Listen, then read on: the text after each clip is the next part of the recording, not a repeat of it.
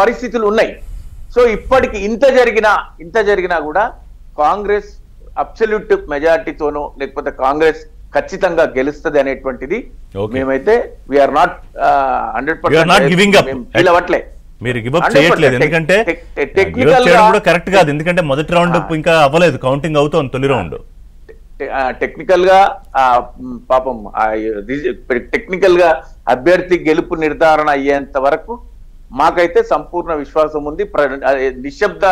నిశ్శబ్దంగా ఓట్లు వేసినటువంటి వ్యక్తులందరూ కూడా బీఆర్ఎస్ కే ఓట్లు వేసిండ్రు అనేటువంటి మొదటి రౌండ్ కి సంబంధించి ఫలితం వస్తుంది. కొనసాగుతున్న జూబ్లీహిల్స్ ఉప ఎన్నిక కౌంటింగ్ లో తొలి రౌండ్ లో ఫస్ట్ రౌండ్ షేక్పేట్ డివిజన్ లో కాంగ్రెస్ పార్టీ ఆధిక్యంలో ఉంది. షేక్పేట డివిజన్ కి సంబంధించిన ఫలితం బయటకు వస్తోంది. ఈవీఎం తొలి రౌండ్ లో కాంగ్రెస్ అభ్యర్థి నవీన్ యాదవ్ ముందంజలో కొనసాగుతున్నారు. శ్రీనివాస్ గారు, ఫస్ట్ రౌండ్ ఫలితం అయ్యేటప్పుడు Srinivas Yadav is in leading. అవును నాకు కూడా సమాచారం వస్తుంది. సారీ, నవీన్ యాదవ్ కాంగ్రెస్ ముందంజలో ఉంది తొలి విడత కౌంటింగ్ లో.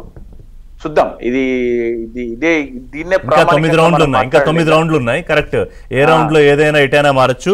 అలాగే ఈ డివిజన్లకు సంబంధించి కూడా మొదటి షేక్పేట్, తర్వాత వెంగళరావు నగరు, రెహమత్ నగరు, యూసఫ్ గూడ, సోమాజిగూడ, బోరబండ, ఎర్రగడ్డ డివిజన్ తో పూర్తయిపోతుంది.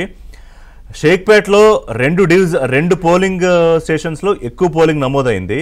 రెహమత్ నగర్ లో 16, బోరబండ్లో 13, ఎర్రగడ్డలో 3 ఇక్కడ ఎక్కువగా పోలింగ్ నమోదైంది. అలాగే ఓవరాల్ గా చూసుకుంటే జస్ట్ ఒక చిన్న పిక్చర్ ఇస్తా. 20 నుంచి 30% మాత్రమే పోలింగ్ నమోదైన పోలింగ్ స్టేషన్ ఒకటైతే 71 పోలింగ్ కేంద్రాల్లో 31 నుంచి 40% నమోదైంది. 143 పోలింగ్ కేంద్రాలు